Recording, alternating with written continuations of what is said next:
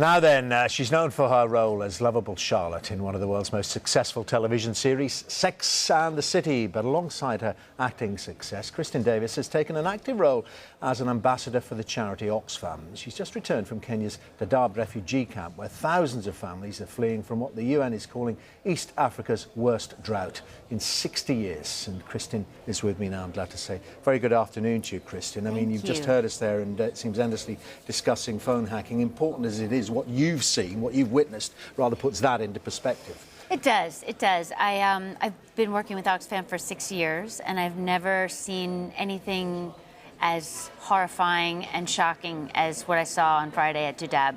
And I think that, you know, the thing that's frightening about it is that it's 2011, and you just don't expect for something to happen like this increase in the number of refugees crossing. It's been this sudden increase, 9,000 new people a week coming into a camp that already has 380,000 people. So I've never been in a situation like that. I'm still trying to make sense of it, but you know, they just need aid. They need water, food, Talk us shelter. through. I mean, we've got some of the pictures of you there, Kristin. I mean, I know you extended your trip, weren't you? You were in Tanzania, and this camp's in Kenya. Just talk us through the conditions of the camp and the conditions that the people are in when they arrive.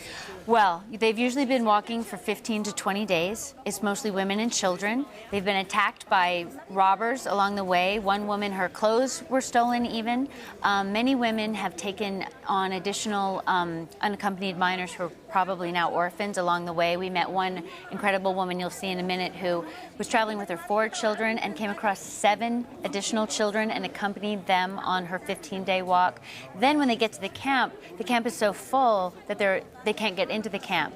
So right here where we are, we're at the new additions. So it's an unofficial camp outside where there's no services, and they can't even get signed up for their services yet. That's how many people are coming across the border.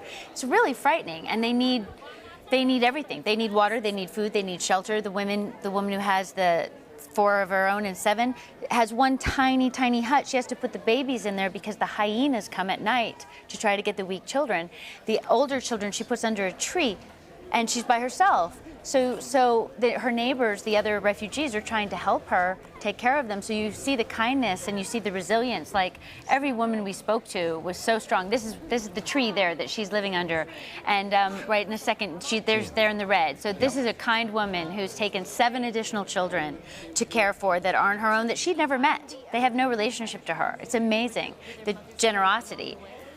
And I mean, in terms of the scale of this, Kristin, this really highlights it. You talk about a camp here. I know the UN say it could hit 500,000 people there, but so many millions of people being affected by this drought, the famine. Yeah.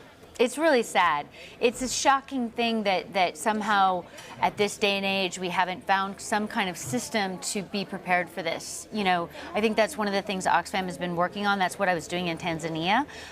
You know, we need to have a food crisis preparedness plan, because in the future, food, water, land, this is what it's going to be about. This is what people are going to be fighting I mean, as ever, I mean, there are complicated factors here. Absolutely. I mean, clearly we've got drought, famine, but there's conflict. war.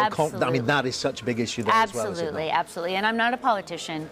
I'm just someone who witnessed these people's stories, and they asked me to tell them, and that's what I'm here to do. There's so many complicated issues, and everyone that I met there, I was so impressed with the UN, with every charity there is working together. Every NGO is prepared to work together, and that's why every dollar, every pound, every euro that's sent, these people just desperately need it. And people are there ready to give, wanting to give.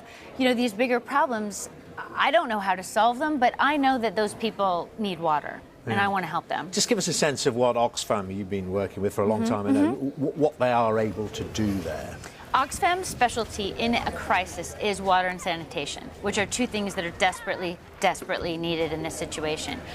Because these people that you're seeing on the film there outside the camp, there is no boreholes for water. There are no latrines yet because they're not let into the camp yet. Soon, hopefully they will be. So hopefully soon the camps will be expanded. Oxfam is there ready. They have supplies here ready to ship immediately as soon as they get the dollars to be able to do that.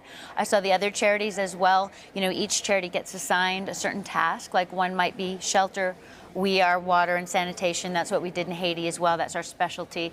And I know that there's been this huge outpouring in the UK, which I think is so moving because, you know, times are tough. Well, Kristin, thank you very much indeed for coming in. I know to tell us all about that. I just saw how it moved you there in all that footage there. Thank you very much indeed for highlighting the issue, Kristin.